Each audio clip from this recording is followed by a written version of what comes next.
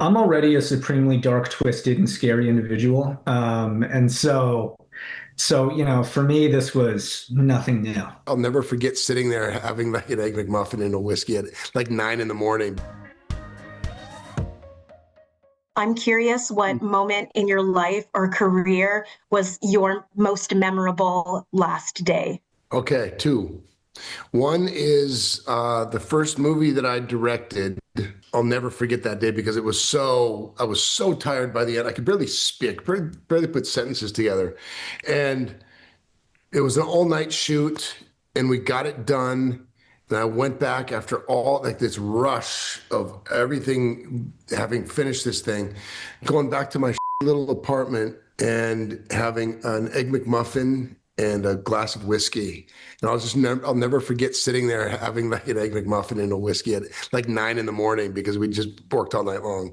I have a huge one. I shot this movie in China and I was shooting out there for 6 months. It was like a military deployment. I was out there for so long.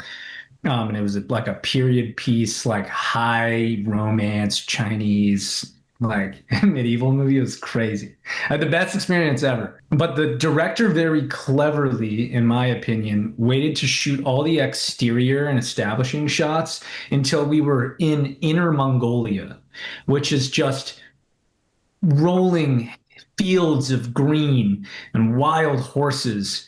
And my last day on set, last week actually, was riding with all the co-stars that, I worked with throughout these 6 months, riding on horseback full speed over like the Mongolian steppes. Whoa.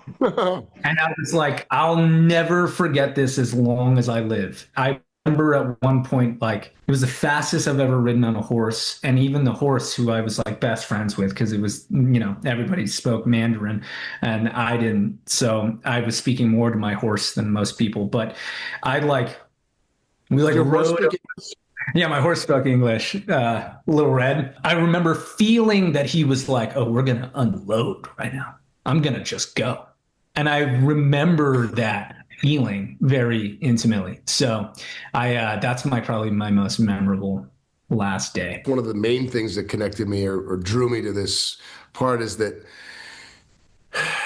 I have a certain level of guilt because I work, and oftentimes I have to go off and work. So I'm constantly in the struggle to get back and spend as much time with my kids as I can and my wife. And so it's just a thing. And so I really understood that about this guy is that he finally decided, you know what, I'm done.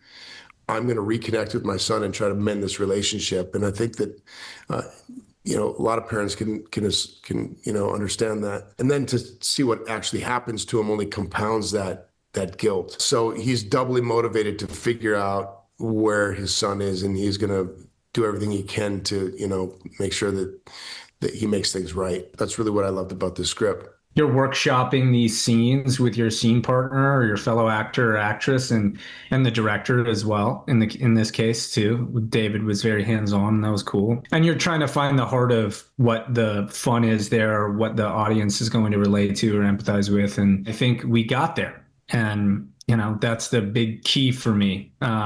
Is trying to get there without it feeling like a stretch or feeling cringe or feeling whatever it is that, you can if it's not done well. Testament to Josh, testament to David, our director, and for allowing us the space to workshop that in a way that seemed fun, but also interesting and true to life. And so, we had a lot of those moments on set and I walked away with some pretty fun experiences. I'm already a supremely dark, twisted, and scary individual. For me, this was nothing new. This is my Wednesday morning. Okay. No, obviously it's a dark character to get in the head of. I think, each actor kind of decompresses in their own way after a shoot. Like Josh said, we shot this really quick. So this was, I was in for the latter week and change. So it's a quick character to jump in and out of, but it was, I think, helpful in the deconnecting process, right?